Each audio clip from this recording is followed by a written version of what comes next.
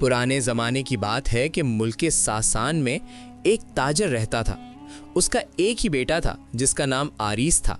आरीस था तो ताजर का बेटा, लेकिन उसे शहजादों की तरह रहने का बहुत शौक था। इसीलिए वो लिबास भी शहजादों की तरह पहनता था और सर पर हीरों का बना हुआ ताज भी पहने रहता था। ताजिर जो कि बहुत मालदार था और उसके काफिले दूर दराज के मुल्कों में आते जाते रहते थे, इसलिए आरीस को खुद कमाने की फिक्र न थी। वो बस शहजादा बनकर घोड़े पर सवार होकर अपने दोस्तों के साथ जंगल में शिकार करने में मशगूल रहता था। उसने अपने साथियों को ये हुक्म दे रखा था कि वो उसे ताजिरजादा कहने की बजाय शहजादा आरीस कहा करें, इसलिए उसके सारे साथी उसे शहजादा आरीस ही कहते थे। एक रोज आरीस अपने साथियों से बिछड़कर शिकार करता हुआ बहुत दूर निकल गया। वो एक हिरन का पीछा करते हुए अपने साथियों से बिछड़ा था, लेकिन जब काफी आगे जाकर हिरन भी उसकी नजरों से गायब हो गया तो उसने अपने साथियों को ढूंढना शुरू किया।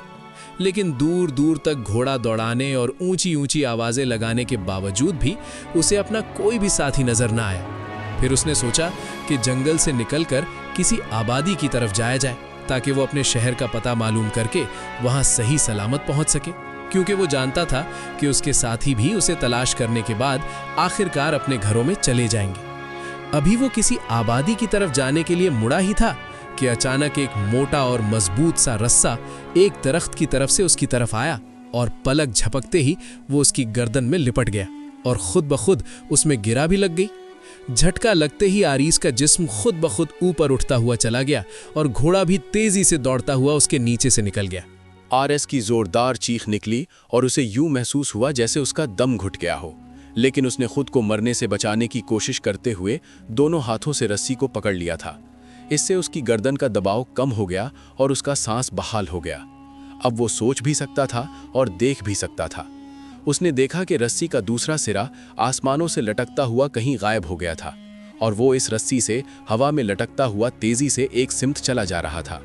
यूं लगता था कि जैसे आसमानों में से कोई देव उसे पकड़कर तेजी से कहीं घसीटता हुआ ले जा रहा हो। आरिस की समझ में ये नहीं आ रहा था कि वो कौन हो सकता है और उसने क्यों उसे रस्सी में जकड़ा है, लेकिन कोई नजर भी नहीं आ रहा था कि जिससे आरिस पूछता। वो तो बस तेजी से फिजा में लटकता हुआ चला जा रहा था। उसने देखा तो जंगल खत्म हो गया था और अब वो एक मैदान के ऊपर उड़ा चला जा रहा था और दरख्तों की चोटियां नजर आ रही थीं। फिर रस्सी जोर जोर से हिलने लगी। यूं लगता था कि जैसे आसमानों में बादलों के अंदर जिसने भी वो रस्सी पकड़ रखी थी उसकी किसी से लड़ाई हो रही थी। फिर अचानक वो एक जोरदार झटके से ऊपर से नीचे जमीन पर जा गिरा और इस तरह नीचे गिरने की वजह से उसकी रीढ़ की हड्डी में चोट लग गई।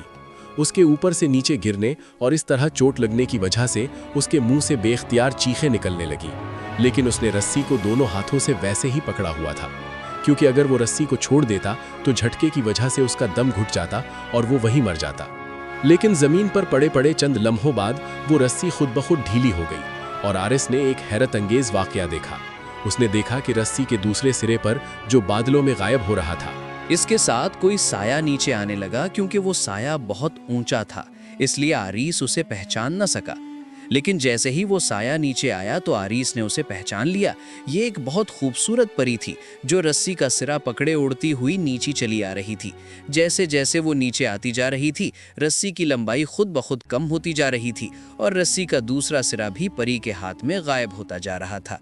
आरीस इस रस्सी को मजबूती से पकड़कर हैरत से उस परी को नीचे आते हुए देख रहा था।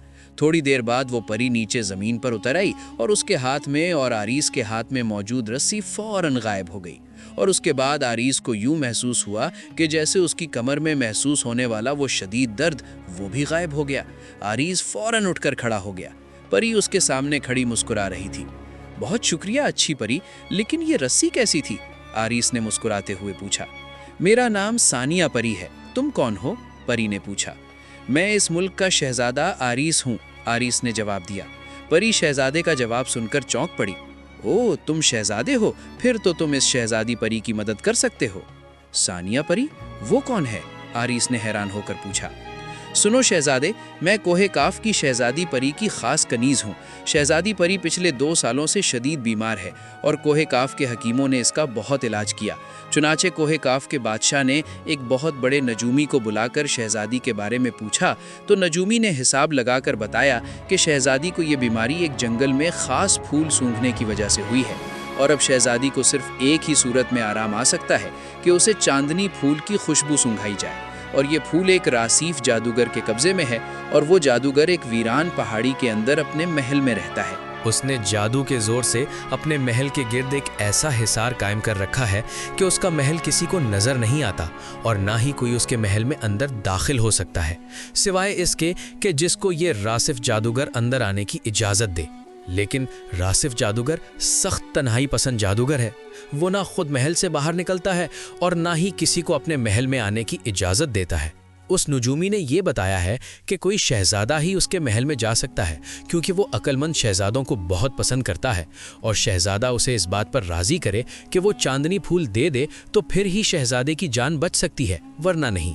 इस पर शहंशाह कोहे काफ ने यह ऐलान कर दिया है कि जो भी रासिफ जादूगर से वो चांदनी फूल लेकर आएगा उसकी शहजादी परी से शादी कर दी जाएगी और उसे कोहे काफ का बादशाह भी बना दिया जाएगा। चुनाचे ये ऐलान सुनते ही बहुत से शहजादों ने उस फूल को पाने की कोशिश की, लेकिन कोई शहजादा भी रासिफ जादूगर के महल में दाखिल ना हो सका, क्योंकि रासिफ जादूगर हर शहजादे से 2 सवाल करता है और अगर कोई शहजादा उसके सवालों के जवाब दे दे तो वो उसे अक्लमंद तस्लीम करता है।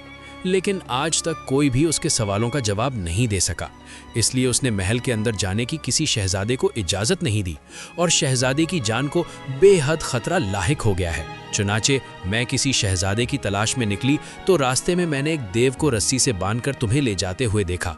वो देव बहुत जालिम देव है। वो तुम्हें खाने के लिए ले जा रहा था।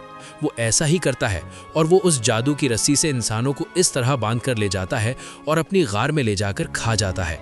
जब मैंने तुम्हें देखा तो मुझे तुम पर तरस आ गया और मैंने डांट कर उससे रस्सी ले ली, क्योंकि मैं शहजादी परी की खास कनीज हूँ। इसलिए उसने मेरी बात मान ली और वो रस्सी देकर चला गया। अब तुम बताओ, क्या शहजादी परी की मदद करना चाहते हो? बिल्कुल, मैं शहजादी परी की मदद जरूर करूंगा, लेकिन मैं उस रासीफ जादूगर तक पहुंचूंगा कैसे? आरिस ने कहा। तुम इसकी फिक्र ना करो, मैं तुम्हें वहां तक पहुंचा सकती हूँ, तो फिर फौरन मुझे वहां पहुंचा दो, आरिस ने कहा। सानिया परी ने उसका हाथ पकड़ा और उसे आंखें बंद करने को कहा। आंखें बंद करते ही उसके पैरों तले से जमीन निकल गई और उसे यूं महसूस हुआ जैसे वो किसी परिंदे के साथ हवा में उड़ता चला जा रहा हो। काफी देर हवा में उड़ने के बाद उसके पैरों नीचे जमीन आ गई। आंखें खोल दो शहजादे आरिस, उसे सानिया परी की आवाज सुनाई दी और उसने आंखें खोल दी। उसने देखा कि वो वीरान पहाड़ों के दरमियान खड़ा था और वहां पर कोई महल न था। सामने कहीं रासीफ जादूगर का महल है। मैं वापस जा रही हूँ। मेरे वापस जाने के बाद तुम रासीफ जादूगर को आवाज देना और उसे कहना कि वो तुम्हें महल में अंदर आने की इजाजत दे। इस पर रासीफ जादूगर जाहिर हो जाएगा, सानिया परी ने उसे समझाते हुए कहा।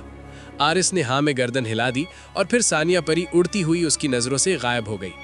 रासीफ जादूगर, मैं शहजादा आरिस हूँ, मुझे अपने महल में आने की इजाजत दो। परी के जाने के बाद आरिस ने जोर जोर से आवाजें लगाना शुरू कर दी। अभी उसने 2-4 ही आवाजें लगाई होंगी कि एक लंबा सा और दुबला पतला आदमी उसके सामने आ गया। उसके बदन पर सुर्ख रंग का लिबास था, उसकी आंखों में बेहद जलाल था और चेहरे पर बेहद गुस्सा। क्यों झूठ बोल रहे हो झूठे इंसान? तुम शहजादे नहीं हो, फिर क्यों अपने आप को शहजादा कह रहे हो?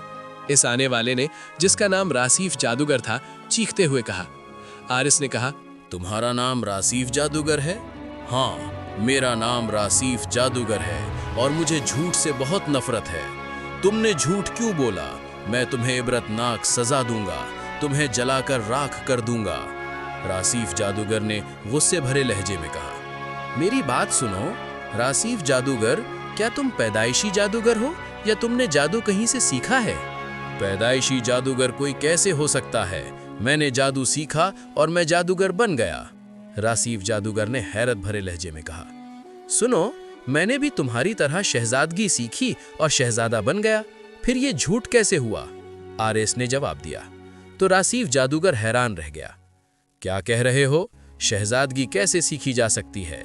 शहजादा तो पैदाइशी शहजादा होता है और वो बादशाह का बेटा होता है, रासीफ जादूगर ने कहा। हाँ, बादशाह के बेटे होते हैं, लेकिन अगर कोई शहजादगी सीख ले तो वो भी अपने आप को शहजादा समझ सकता है और अपने आप को शहजादा कह सकता है। शहजादगी अक्लमंदी, हमदर्दी, बहादुरी, सखावत, दूसरों की मदद करना, ये सब शहजादों के औसाफ होते हैं और इन्हें शहजादगी ही कहते हैं। मैं बहादुर भी हूँ और सखी भी, और मेरे अंदर दूसरों की मदद करने का जज्बा भी है, इसलिए मैं भी शहजादा हूँ, आरेस ने जवाब देते हुए कहा। ओह, ये तो तुमने नई बात बताई है, लेकिन मैं कैसे यकीन कर लूं? मुझे कोई सबूत चाहिए, रासीफ जादूगर ने कहा। देखो, मैंने शहजादी परी को कभी नहीं देखा, मुझे बस इतना बताया गया है कि वो बीमार है और उसे आराम उसी सूरत में आ सकता है कि जब कोई रासीफ जादूगर के महल में जाकर उसे चांदनी फूल ले आए। चुनांचे मैं फौरन शहजादी की मदद करने के लिए चल पड़ा। मैंने शहजादी से हमदर्दी की और अब उसकी मदद कर रहा हूँ, आरएस ने जवाब देते हुए कहा। चलो ठीक है, ये सब मैंने मान लिया, लेकिन तुम्हारे पास अक्लमंदी और बहादुरी का क्या सबूत है? रासीफ, जादूगर ने कहा, मैंने सुना है कि तुम शहजादों से 2 सवाल करते हो और जो तुम्हारे सवालों का जवाब दे दे तुम उसे अक्लमंद तस्लीम कर लेते हो। चवाचे तुम मुझसे भी वो 2 सवाल करके देख लो। अगर मैंने उन 2 सवालों के जवाब दे दिए तो तुम मुझे अक्लमंद तस्लीम कर लेना, और रही बहादुरी की बात तो तुम जिस तरह चाहो मुझे आजमा लो, आरएस ने जवाब देते हुए कहा। बहुत खूब, तुमने वाकई ही मुझे कायल कर लिया है, इसलिए मैं तुम्हारी अक्लमंदी का इम्तिहान जरूर लूंगा। और जहां तक बहादुरी की बात है तो चांदनी फूल बिलाशक मेरी मिल्कियत है, लेकिन उसे कोई बहादुर आदमी ही हासिल कर सकता है, और इस तरह तुम्हारी बहादुरी का पता चल जाएगा, रासीफ जादूगर ने कहा।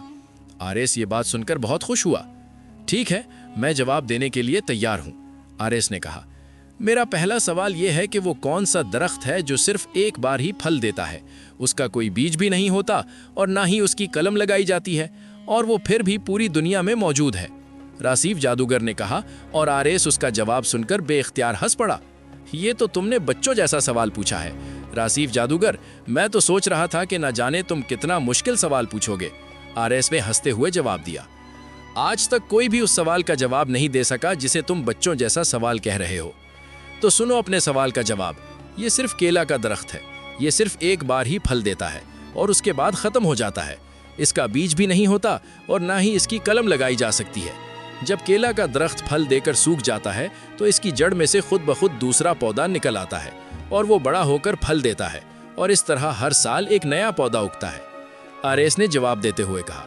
शाबाश, तुम वाकई अक्लमंद आदमी हो, तुमने जवाब ठीक दिया है, रासीफ जादूगर ने खुश होकर कहा। अच्छा, मेरे दूसरे सवाल का जवाब दो। वो ऐसी कौन सी चीज है जो मुसलसल खर्च होती रहती है, इसके बावजूद भी खत्म नहीं होती, रासीफ जादूगर ने सवाल करते हुए कहा। इसका जवाब है हवा, क्योंकि इसे इंसान और जानवर खर्च करते रहते हैं, लेकिन फिर भी ये कभी खत्म नहीं होती, आरएस ने फौरन जवाब दिया। ओह, तुम वाकई बहुत अक्लमंद हो, अब मैं तुम्हें पहचान गया, आओ मेरे साथ मेरे महल में, रासीफ जादूगर ने कहा। दूसरे ही लम्हे आरएस को सामने एक महल नजर आ गया जिसका दरवाजा खुला हुआ था। रासीफ जादूगर आरएस का हाथ पकड़कर अंदर ले गया। अंदर जाकर आरएस ने पूछा कि वो चांदनी फूल कहाँ है। वो मुझे दो ताकि मैं ले जाकर शहजादी परी को दे सकूं और वो सेहतयाब हो सके। मैंने तुम्हें पहले भी कहा था कि ये फूल एक बहादुर ही हासिल कर सकता है। ये फूल मेरे बाग के अंदर एक कुएं की तह में है, लेकिन इसकी तह में कोई उतर नहीं सकता क्योंकि इसके अंदर बहुत खतरनाक सांप रहते हैं जिनकी फुनकार से आग के शोले निकलते रहते हैं। इसलिए जो भी इसमें उतरने की कोशिश करता है फौरन जलकर राख हो जाता है, और अगर कोई सांपों को हलाक कर भी दे और कुएं में उतर जाए तो कुएं का मुंह फौरन बंद हो जाता है और वो फूल गायब हो जाता है। अब बताओ तुम वो फूल कैसे हासिल करोगे? रासीफ जादूगर ने सवाल किया। तुम बस मुझे उस कुएं तक ले जाओ, मैं वहां पहुंचकर ही फैसला करूंगा। ठीक है, आओ मेरे साथ चलो, रासीफ जादूगर ने कहा। और फिर वो आरएस को लेकर अपने खूबसूरत बाग में कुएं के पास पहुंच गया। बाग बहुत खूबसूरत था, बिल्कुल शाही बाग की तरह। आरएस ने कुएं में झांक कर देखा तो कुआं वाकई ही बहुत गहरा था, जिसकी तह में रोशनी हो रही थी। ये कुएं की तह में रोशनी कैसी? आरएस ने रासीफ जादूगर से पूछा। ये चांदनी फूल की रोशनी है, रासीफ जादूगर ने जवाब दिया। और उसी वक्त कुएं के अंदर से खौफनाक फुनकारियां सुनाई देने लगी और उसके साथ ही आग के शोले ऊपर तक आने लगे। आरएस फौरन पीछे हट गया और वो सोच रहा था कि वो फूल को कैसे हासिल करे। आरएस ने कहा, अगर मुझे फूल नजर आ जाए तो मैं उसे हासिल करने की कोई तरकीब सोच सकता हूँ। ये कुआं इतना गहरा है कि मुझे इसका फूल भी नजर नहीं आ रहा। ये कौन सी मुश्किल बात है, मैं इसका भी बंदोबस्त कर सकता हूँ। रासीफ जादूगर ने कहा। इसके साथ ही रासीफ जादूगर ने कोई मंत्र पढ़कर आरिस की आंखों पर फेरा तो उसकी नजर इतनी तेज हो गई, उसने जैसे ही कुएं में झांक कर देखा तो उसे कुएं की तह में एक खूबसूरत सफेद रंग का फूल नजर आ रहा था, जिसके अंदर से चांद जैसी रोशनी निकल रही थी। तुम्हें मालूम है कि उस देव के पास इतना लंबा रस्सी है जो आसमान से जमीन तक है? आरिस ने रासीफ जादूगर से पूछा। हाँ, देखा क्या? मैं ही वो रस्सी उसे दी थी, क्योंकि वो मेरा पुराना दोस्त है। उसने मुझसे फरमाइश की थी कि वो इस रस्सी से जंगल में शिकार खेला करेगा। रासीफ जादूगर ने जवाब देते हुए कहा। ओ, तो वो इंसानों का शिकार खेला करता है? आरिस ने कहा। तुम ये क्या कह रहे हो? क्या वाकई ही वो जालिम हो गया है? मुझे तो उससे मिले हुए अरसा हो गया है। रासीफ जादूगर ने हैरान होते हुए कहा। और फिर आरिस ने अपना सारा वाकया रासीफ जादूगर को सुना दिया।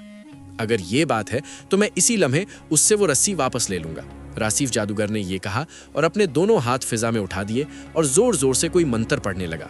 और फिर इसी लम्हे आसमान में एक जोरदार गरज हुई और एक छोटा सा रस्सी रासीफ जादूगर के कदमों में आ गिरा और रासीफ जादूगर ने वो रस्सी फौरन उठा लिया, जो बिल्कुल छोटा सा था। जबकि ये तो वो रस्सी नहीं है, ये तो बहुत छोटा सा है, पर वो बहुत लंबा था, आरिस ने कहा। जादूगर ने कहा कि ये रस्सी देखने में छोटा है, लेकिन ये जितना चाहो उतना लंबा हो सकता है और जब चाहो छोटा हो सकता है। ये सामरी जादूगर का रस्सी है जिसने मुझे तोहफे में दिया था। इसकी एक सिफ्त ये है कि इसे जिसकी तरफ फेंको उसका दूसरा सिरा खुद ब खुद उसे लपट जाता है और इसमें मजबूत गिरा खुद ब खुद लग जाती है, जादूगर ने कहा। सामरी जादूगर का रस्सी? फिर तो इस पर आग भी असर नहीं करती होगी, आरिस ने कहा। हाँ, आग ना पानी ना कोई तलवार ना खंजर ना कोई छुरी इसे काट सकती है, रासीफ जादूगर ने कहा। आरिस ने कहा, तो क्या अर्जी तौर पर तुम ये रस्सी मुझे दे सकते हो? मैं तुम्हें वापस कर दूंगा। जादूगर ने हैरान होते हुए पूछा, तुम इसका क्या करोगे? आरिस बोला, तुम मुझे दो तो सही। जादूगर ने रस्सी आरिस को दे दी और फिर बोला, लेकिन तुम इसे मेरे महल से बाहर नहीं ले जा सकते, ये गायब हो जाएगा। आरिस ने जल्दी से रस्सी पकड़ लिया और फिर इसका एक सिरा कुएं में डाल दिया और दूसरा सिरा अपने हाथ में मजबूती से पकड़ लिया। ए रस्सी, तू कुएं की तह में जाकर चांदनी फूल से लिपट जा और जैसे ही मैं तुझे खींचूं तो छोटे होते जाना, आरिस ने ऊंची आवाज में कहा और साथ ही वो कुएं में झांकने लगा। क्योंकि अब उसकी नजर बहुत तेज हो चुकी थी, इसलिए दूसरा सिरा इंतहाई तेजी से नीचे कुएं की तह में जाता हुआ साफ दिखाई दे रहा था। नीचे मौजूद सांपों ने फंकाइयां मारी, शोले निकले और रस्सी से टकराए, लेकिन रस्सी में आग न लगी और फिर देखते ही देखते वो जाकर फूल के निचले हिस्से में लिपट गया और खुद ब खुद गिरह लग गई। इसी लम्हे आरिस ने रस्सी को जोरदार झटका दिया और वो फूल टूट गया। उसके साथ ही रस्सी तेजी से छोटा होता हुआ चला आया। सांपों की फंकारियां और आग के शोले भी रस्सी पर कोई असर नहीं कर रहे थे। देखते ही देखते वो फूल बाहर आ गया और आरिस ने फौरन उसे हाथ में पकड़ लिया। अब रस्सी पहले की तरह छोटा हो गया था। रासीफ जादूगर हैरत से ये सब कुछ देख रहा था। ये लो रासीफ जादूगर, तुम्हारा रस्सी, तुम्हारा बहुत शुक्रिया। तुमने देखा, मैंने कुएं में उतरे बगैर वो चांदनी फूल हासिल कर लिया, आरिस ने मुस्कुराते हुए कहा। तुम वाकई बहुत अक्लमंद हो, लेकिन सुन लो, तुम्हारी ये फूल ले जाने के बावजूद भी कोहे काफ का बादशाह तुम्हारी शादी शहजादी से कभी नहीं करेगा, क्योंकि वो सिर्फ उस जात से ही शहजादी परी की शादी कर सकता है जो सच में शहजादा हो, सिर्फ नाम का शहजादा ना हो। तुम हमदर्द भी हो, अक्लमंद भी और बहादुर भी, रासीफ जादूगर ने कहा और आरिस के मुंह पर मायूसी के आसार टहल गए। वो तो इसलिए खुश हो रहा था कि चांदनी फूल हासिल करने के बाद वो शहजादी परी से शादी कर लेगा और कोहे काफ का बादशाह बन जाएगा। लेकिन अब कोई फायदा ना था, क्योंकि वो किसी बादशाह का बेटा ना था, बस एक ताजर का बेटा था। कोई बात नहीं, लेकिन शहजादी परी तो सेहतयाब हो जाएगी, आरिस ने जवाब दिया। बहुत खूब, तुम्हारे इस जवाब ने मुझे खुश कर दिया, रासीफ जादूगर ने खुश होकर कहा। इसका मतलब है तुम वाकई लोगों की मदद करने वाले हमदर्द इंसान हो। सुनो, मैं इसी वक्त तुम्हें असली शहजादा बना देता हूँ। इसके साथ ही रासीफ जादूगर ने आंखें बंद कर लीं और एक बार फिर अपने दोनों हाथ हवा में उठाकर उन्हें अजीब ही तरीके से घुमाने लगा। साथ ही साथ वो कोई मंत्र भी पढ़ता जा रहा था। फिर उसने अचानक दोनों हाथों को नीचे झटक दिया और अपनी आंखें खोल दी और वो खुश होकर बोला, मुबारक हो आरिस, अब तुम नकली शहजादे नहीं रहे, असली शहजादे बन गए हो। अब शहनशाह काफ को शहजादी परी से तुम्हारी शादी करने पर कोई एतराज नहीं होगा। रासीफ जादूगर ने कहा। क्या मतलब? मैं समझा नहीं, मैं यहाँ खड़े खड़े कैसे शहजादा बन गया? आरिस ने हैरान होकर पूछा। सुनो, तुम्हारे मुल्क के सासान के बादशाह की कोई औलाद नहीं थी। रासीफ जादूगर ने कहा। हाँ हाँ, मगर फिर क्या हुआ? आरीस ने पूछा। तो सुनो, बादशाह मर चुका है और तुम्हारे मुल्क में ये रिवाज है कि जब कोई बादशाह बे औलाद मर जाता है तो सारी आवाम को एक मैदान में इकट्ठा किया जाता है और हुमा परिंदे को उड़ा दिया जाता है, और जिस पर वो हुमा परिंदा बैठता है उसे बादशाह बना दिया जाता है। और अब तुम्हारे मुल्क की सारी आवाम इस मैदान में जमा है। मैंने सब कुछ यहाँ खड़े खड़े देख लिया है। उनमें तुम्हारा बाप भी शामिल था और हुमा परिंदे को उड़ा दिया था। वो सिपा सालार के सर पर बैठ रहा था, लेकिन मैंने जादू के जोर से उसे तुम्हारे बाप के सर पर बैठने पर मजबूर कर दिया, और अब तुम्हारा बाप मुल्क का बादशाह बन गया है, क्योंकि तुम्हारा बाप अब मुल्क का बादशाह है और अब तुम सचमुच के शहजादे बन गए हो। रासीफ जादूगर ने ये बताया तो आरीस खुशी के मारे उछल पड़ा और उसने रासीफ जादूगर का शुक्रिया अदा किया, जिसने उसे नकली शहजादे से असली शहजादा बना दिया था। कोई बात नहीं, तुम जैसे अच्छे इंसान को शहजादा जरूर बनना चाहिए। आओ, अब मैं तुम्हें कोहे काफ ले चलूं। रासीफ जादूगर ने कहा और उसने शहजादा आरीस का हाथ पकड़ लिया और उसे आंखें बंद करने को कहा। शहजादा आरीस ने आंखें बंद कर ली। दूसरे ही लम्हे उसे फिर यूं महसूस हुआ जैसे उसके कदमों तले से जमीन निकल गई हो और जैसे बहुत तेजी से हवा में उड़ता हुआ चला जा रहा हो, और साथ ही उसने चांदनी फूल को हाथ में मजबूती से पकड़े रखा। अब आंखें खोल दो, रासीफ जादूगर की आवाज़ सुनाई दी और शहजादा आरीस ने आंखें खोल दी। उसने देखा कि वो इंतहाई खूबसूरत एक इलाके में खड़ा है और सामने ही एक बहुत खूबसूरत महल था। वहाँ बहुत से देव भी थे और परियां भी। सासान के बादशाह से जाकर कहो कि शहजादा आरिस चांदनी फूल ले आया है। रासीफ जादूगर ने दरबान देव से कहा। देव खुशी से उछल पड़ा और जब बादशाह को इसकी खबर मिली तो वो खुद महल के दरवाजे पर आया और इंतहाई खुशी और अदब के साथ शहजादा आरिस और रासीफ जादूगर को अपने महल में ले गया। कमरे में एक तरफ शहजादी लेटी हुई थी। जब उसे पता चला कि शहजादा आरिस चांदनी फूल ले आया है तो वो ये सुनकर बहुत खुश हुई। बादशाह ने शाही हकीम को बुला लिया। शाही हकीम ने शहजादा आरिस से वो चांदनी फूल लेकर शहजादी के नाक से लगा दिया और देखते ही देखते शहजादी परी का चेहरा हल्दी की तरह जो पीला पड़ा हुआ था वो सुर्ख होता चला गया और उसकी बीमारी दूर हो गई और वो बिल्कुल सेहतयाब हो गई। शहजादी परी के सेहतयाब होने पर कोहे काफ में 7 दिन तक जश्न मनाया गया। रासीफ जादूगर ने आरिस जादूगर की अक्लमंदी और उसकी बहादुरी की बातें सुनाई तो शहंशाह बहुत खुश हुआ और उसने शहजादा आरिस और शहजादी परी की शादी का ऐलान कर दिया। और फिर कुछ ही दिनों बाद दोनों की धूमधाम से शादी हो गई और फिर बादशाह ने शहजादा आरिस को कुछ ही दिनों बाद कोहे काफ का बादशाह भी बना दिया। शहजादा आरिस शादी के बाद जब अपनी बीवी को लेकर अपने मुल्क वापस गया तो उसका बाप वाकई ही बादशाह बना हुआ था और उसके बाप को जब सारी हकीकत मालूम हुई तो वो भी बहुत खुश हुआ और फिर उसने भी शहजादे के हक में अपना सारा तख्त ताज छोड़ दिया और इस तरह शहजादा आरिस मुल्क के सासान का भी बादशाह बन गया। और फिर वो दोनों शहजादा आरिस और शहजादी परी खुशो खुरम जिंदगी बसर करने लगे। प्यारे दोस्तों, उम्मीद करता हूँ कि ये वीडियो आपको पसंद आई होगी।